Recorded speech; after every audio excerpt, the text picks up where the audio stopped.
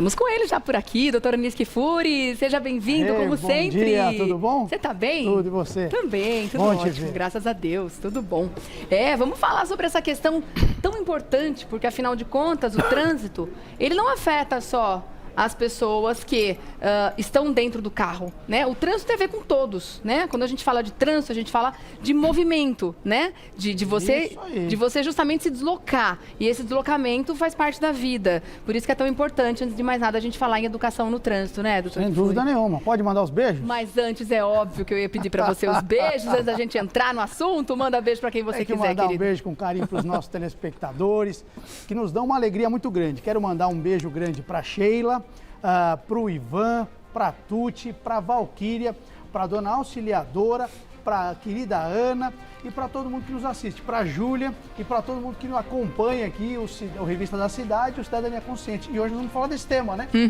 Que é a educação no trânsito, direito e dever. E você falou uma coisa muito bacana, Rê. Trânsito, todo mundo acha que é carro, que é moto. Isso é veículo automotor. Sim. Trânsito é ir e vir. Às vezes você está em casa de manhã, todo mundo quer usar o mesmo banheiro, está um trânsito, não falam isso, não brincam isso? Então, trânsito é o fluxo de ir e vir. E uma pessoa, por exemplo, que se acidenta, é atropelada por uma bicicleta, é um acidente de trânsito. É uma bicicleta, está se movimentando. Que eu fiz uma enquete no meu Instagram, duas enquetes, dizendo o seguinte: você já viu na rua bicicleta andando fora da ciclofaixa, em lugares que tem a ciclofaixa? Você já viu? Sim. Eu canso de ver. E, inclusive, passando no farol vermelho, os carros parados, a bicicleta atravessa, quer dizer...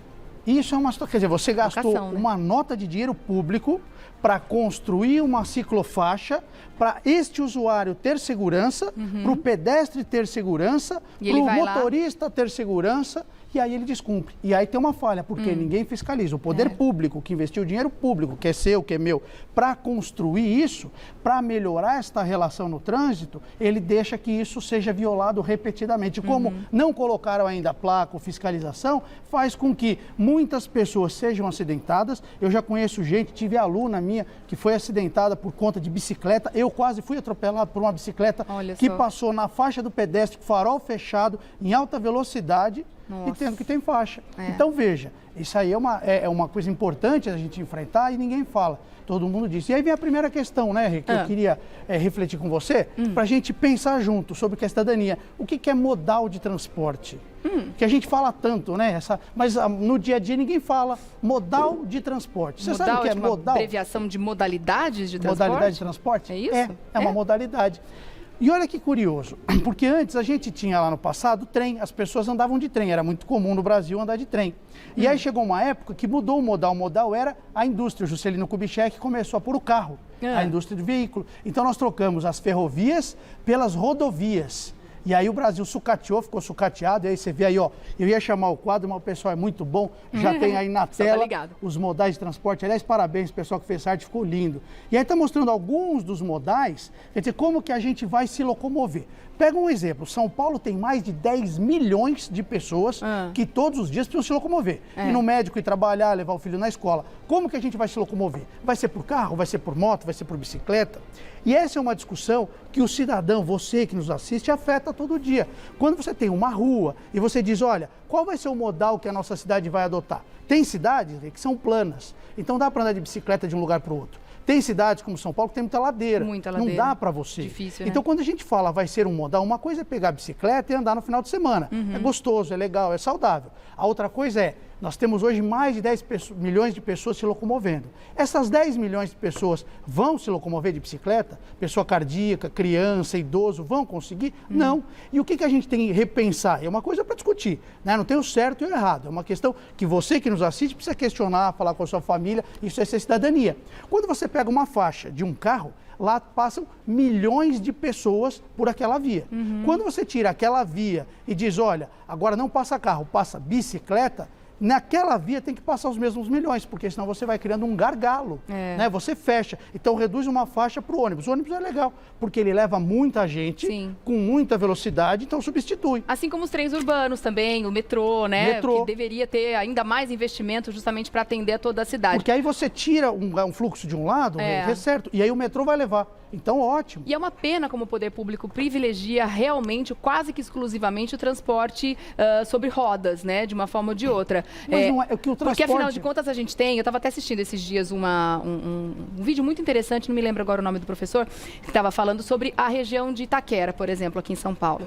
Como aquela região foi feita, o estádio do Corinthians e tudo mais, a gente tem... Ele estava mostrando que existe uma faixa de pedestre só, para você conseguir atravessar. Que as calçadas é o tipo de coisa que leva do nada ao lugar nenhum, né? E você tem muitas vias exclusivamente para os carros. E se você for parar para pensar, aquela região não foi pensada para o pedestre, para a pessoa que vai descer do metrô, andar naquela região, ocupar o espaço público, né?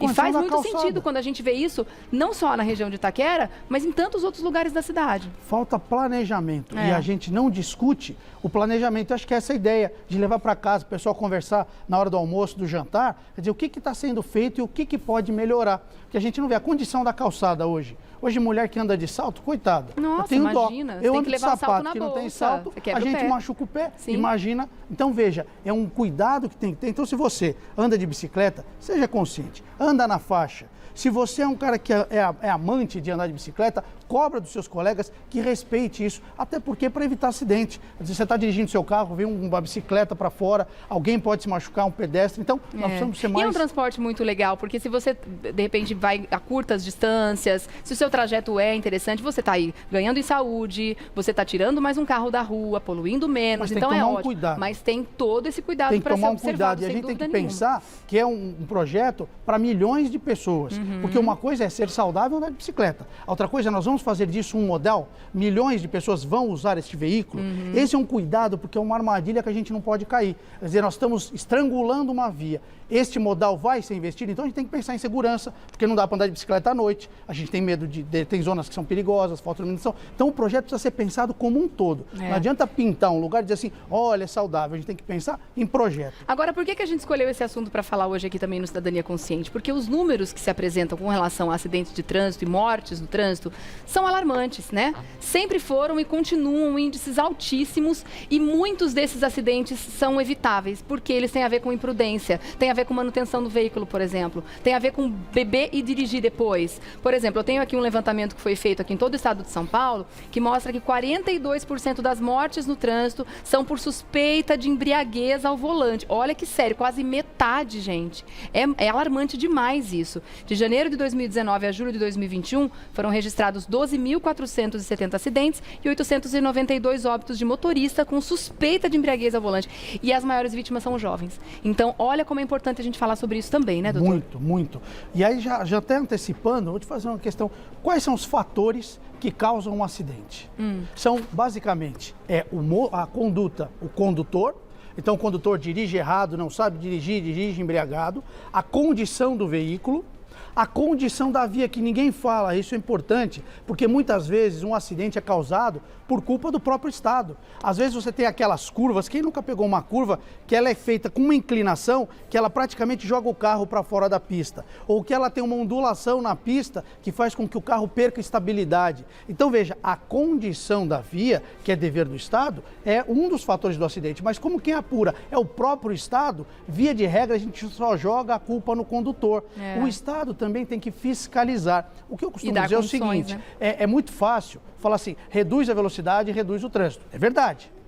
Se você colocar a velocidade de 0, acaba o acidente de trânsito. Ninguém sabe. Né? Todo mundo assim, não, mas é só reduzir a velocidade, vai reduzir. É claro, é lógico, é verdadeiro. Assim como, se um paciente está doente, está com uma bactéria e ele morre, a bactéria morre. Você mata a bactéria, mas mata o paciente. Então a gente mata o trânsito. Então não é essa a solução. Agora, como a gente pode tornar mais seguro? Então, por exemplo, um guarda-reio com proteção, uma pista bem pavimentada, uma boa sinalização. Quantas ruas não tem sinalização? Sim. Põe um asfalto e esquece de pôr a sinalização, demora 3, 4 dias e aí acontece uma morte nesse intervalo. Então, tudo isso é um conjunto. É o que acontece na aviação aérea. Na aviação aérea tem a fiscalização da torre, a condição da pista é boa, o avião tem boa manutenção, os pilotos são treinados. Então, veja, a quantidade de acidente da aviação comercial é muito menor. E quando há um acidente, todo mundo vai investigar o que aconteceu e trata a causa. Aqui não, aqui é mais um, e a gente vai deixando. Vai só somando, né?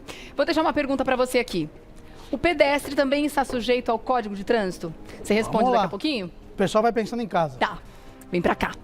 Vamos continuar nosso papo. A gente estava falando sobre o pedestre agora, né?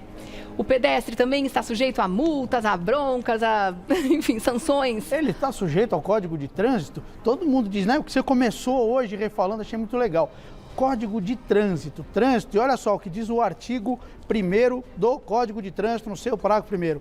Considera-se trânsito a utilização das vias por pessoas. Então, começa com pessoas, veículos e animais. Então, pessoa, veículo e animal, isolado em grupo, conduzido ou não, para circulação, parada, estacionamento e operação de carga ou descarga. Tudo isso é o trânsito. Então, você que é pedestre tem que ter cidadania consciente. Aquele negócio de vou dar uma corridinha, vou aproveitar o farol, é ali que acontece o acidente. Minha mãe sempre dizia, sempre dizia e diz ainda, que ela falava muito mais, agora eu já aprendi, é melhor perder um minuto na vida do que a vida e um minuto. Meu pai falava isso todo dia quando eu saía de casa. Então, continuem Vai falando devagar, em casa. minha filha.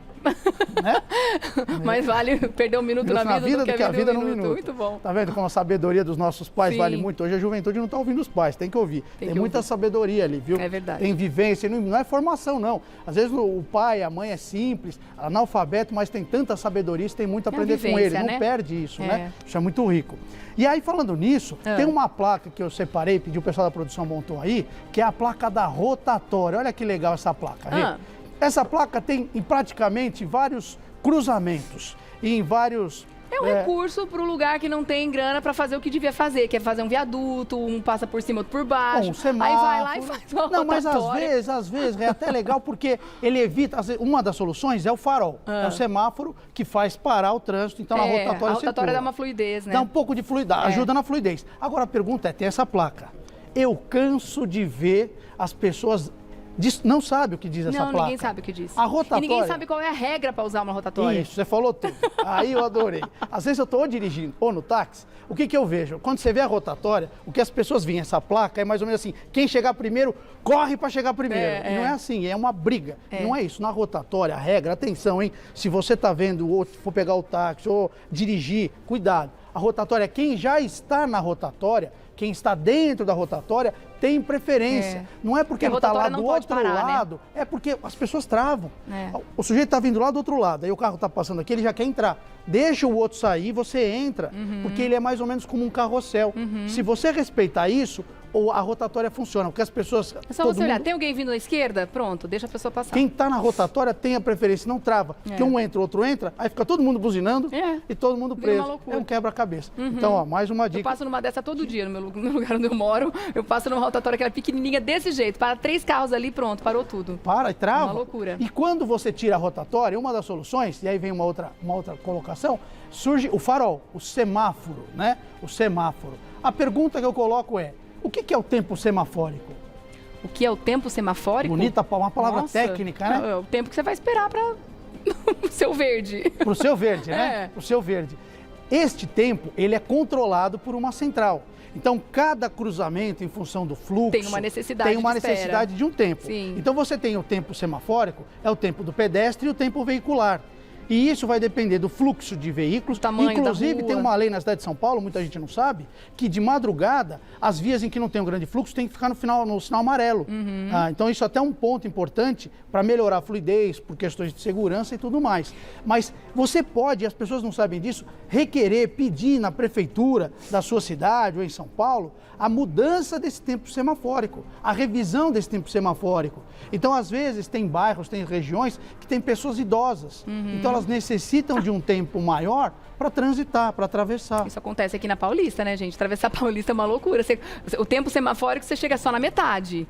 A outra metade você tem que esperar de novo fechar, abrir para você conseguir terminar. Então, eu fico imaginando eu, jovem, tô lá correndo, muitas vezes consigo, mas uma pessoa com dificuldade de locomoção não chega do outro lado enquanto ele tá verde, não chega mesmo. Tem que lembrar que para correr na Paulista é só na São Silvestre. Só na São Silvestre, não é para ficar correndo todo dia, né? Senão tem que ficar fazendo a São Silvestre. Então, é uma possibilidade, e isso é importante que você saiba, às vezes na sua rua, no seu bairro, pedir a revisão desse tempo. Tá certo. Justamente para poder transitar com tranquilidade e segurança. daqui um tempo a gente volta a conversar sobre nossos deveres e direitos, né, gente? Esse é o quadro Cidadania Consciente, que eu adoro, porque coloca a gente realmente no lugar que a gente tem que estar enquanto cidadão. E o Dr. Anis Kfouri vai voltar sem dúvida nenhuma. Enquanto isso, vai fazendo contato através do Instagram, @Anis_Kfouri. Obrigada mais uma vez, meu querido. Eu que agradeço, um beijo grande a você e todo mundo que nos assiste à nossa produção. Muito bom. Obrigada, doutora Anis. Até a próxima.